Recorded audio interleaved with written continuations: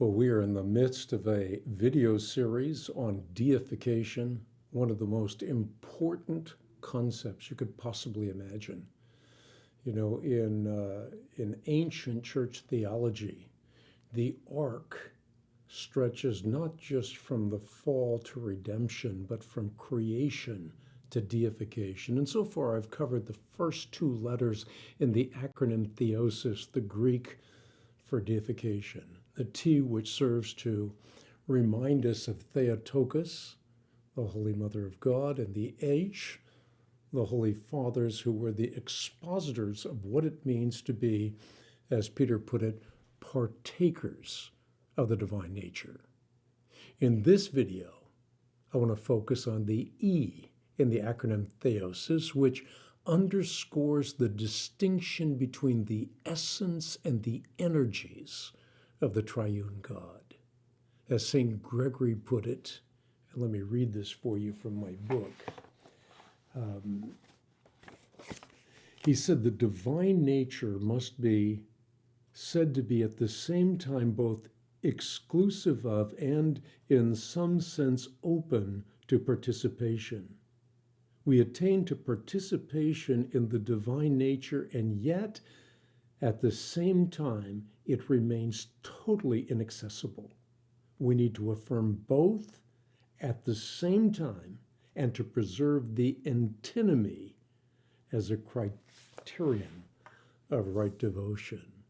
And what we have to understand here is that we are compelled to recognize in God an ineffable distinction, a distinction other than that between his oneness and his triunity.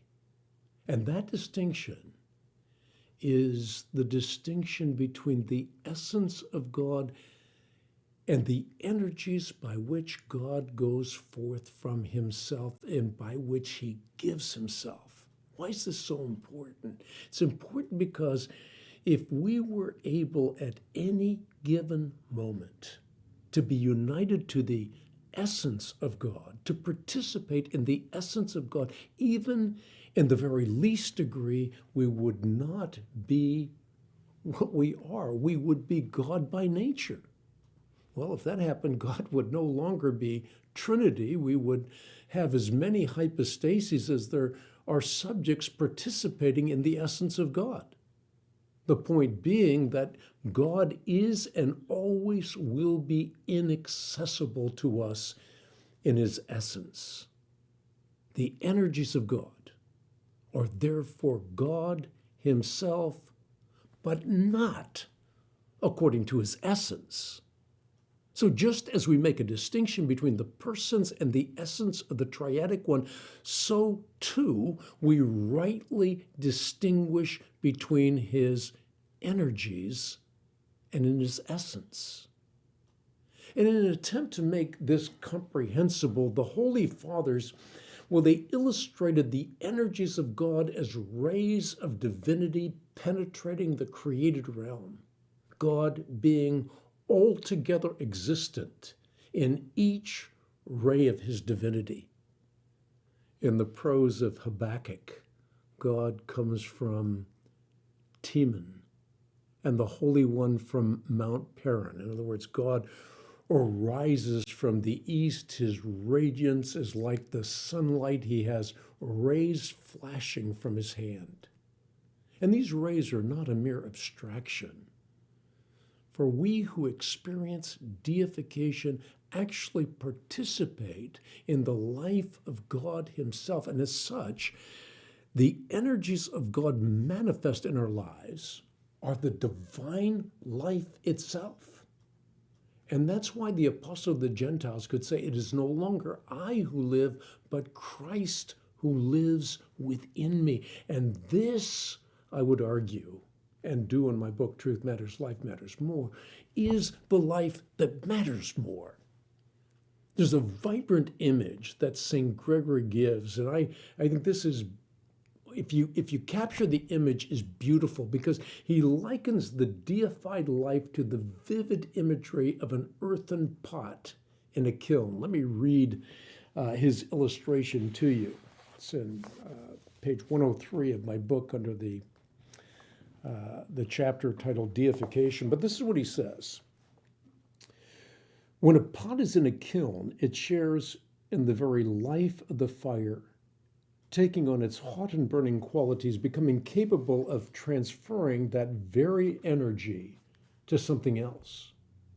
When removed from the fire, the pot still participates in the fire's effects, but it no longer participates in the energies of the fire itself.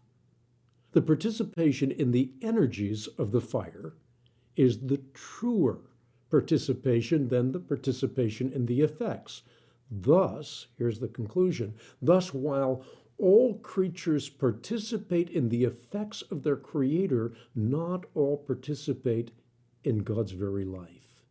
That is reserved for the saints who have God not only as Maker, but also as Father through divine adoption. Why? Because through divine adoption, we become by grace what the Son of God is by nature. We become children of God, God's by grace, God's by participation in the divine nature. Well, a full millennium, a full 1,000 years before St. Gregory, St. Basil elaborated the self-same antinomy. We know our God from his energies, he said, but we do not undertake to approach near to his essence. He went on to say that his energies come down to us, but his essence remains beyond our reach. As with the grasping of an unsheathed electric wire, seeking to grasp the essence of God is a prescription for certain death. For no one can see God and live.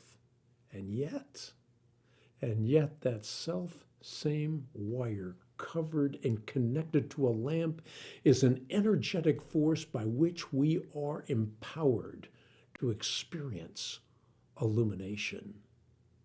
And this is the very illumination, the very life that Adam and Eve were created to experience in paradise, which is the subject I'm going to address in the next video, the O in theosis, which will remind us of the biblical basis for deification provided for us in the Old and New Testaments. That's the bedrock. The bedrock is Scripture itself, and Scripture from Genesis to Revelation explicates deification as the goal for humanity. It's beautiful, but again, I'll take that up in the next video in this series.